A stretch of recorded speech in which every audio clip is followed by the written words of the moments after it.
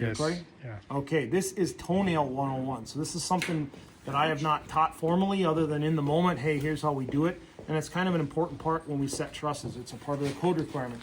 So we have our wall mocked up here. This would be the bottom chord of our truss, which is the bottom board that runs across the straight board. We have some layout marked up here. When we set those trusses here on the north end of the building, the tagged side of the truss always has to face a certain direction per the plan. This is the tagged side, and the heel has to be flush with the outside of framing.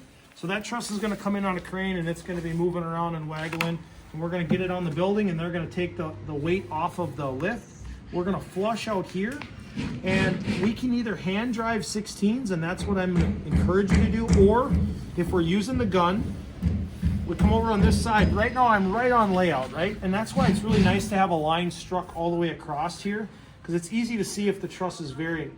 I'm going to tell you to pull it, offset it towards you, like maybe a 1/4 inch, and I'm flush outside, because when we drive those toenails, we can shift it over one way, but we can't really shift it over another. If I put it right on layout, it usually moves, and now it's missing.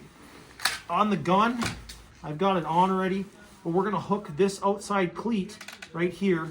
We wanna be, I would say, up 1.5 to 2 inches is where we want the head of the nail to be. It's a 3-inch nail, so that gets us at least 1.5 inches in. We're gonna put 2 on one side.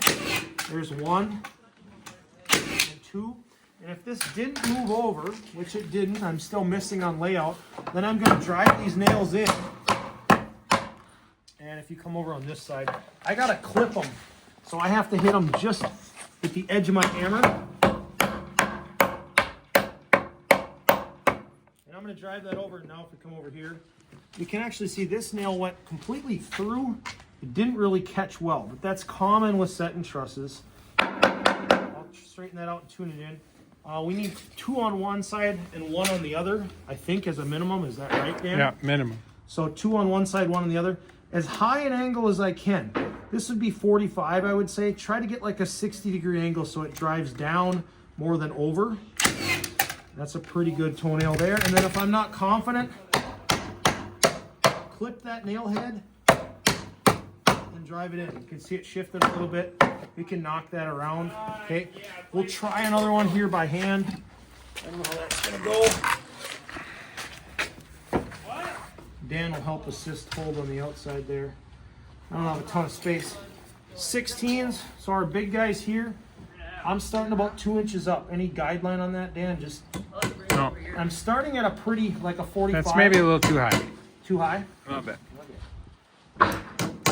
So I'm starting at about a 45, but then I'm gonna actually pull it up to be a higher angle. So I wanna be like 60-degree angle. I'm gonna get that started, and now it's still loose, and I'm close. I wanna flush on the end here, overlap maybe 1/8 to 1/4, and start driving that down and in. And as that tightens up, I can drive that over until it meets layout. And you are going to chew up that wood a little bit, and that is pretty much normal, okay? Tweak that a little bit. There we go. I have another one in here. So start it like this so the tip bites. Tip it up even more.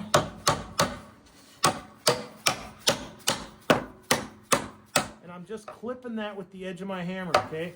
It's a pretty precise hit. But that will hold. If they're put in, they'll hold super tight. Drop down here, and you'll have to hold that up so it doesn't flip over. But same thing down here. I guess I demonstrated that. One more time. 45 to start. Tip it up to be about 60.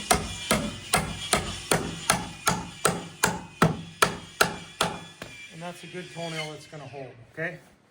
Let's see. Yeah. Okay, so we're at the truss pile here. This is the heel of the truss, which would be flush with our framing. It's 90 degrees sideways, right? But if you can imagine our double top plate here, ideally we want to sneak these 16s in between the cleats on our trusses. So there's these slots here. We would start that at a 45, tip it up to a 60, and drive it through the bottom of this truss. And tying in through that cleat is also part of the code requirement when the cleat is available or there.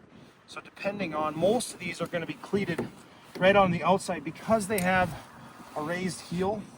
More information than you need, but this is up because it provides more space in the attic for insulation. It's called energy heel. So that's why it's raised up like this instead of just a continuous board that runs through there. These ones too, these guys are going to be a little tough. They're a scissor, so you notice that they have a pitch. That's an interior 312 vaulted ceiling in our living room.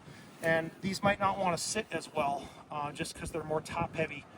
But again, we'll anchor them here, and then we've got rat runs, which are our 2x4s with layout that go on the bottom cords and through our webbing. They help hold straight until we get the rest of our bracing and our sheeting on.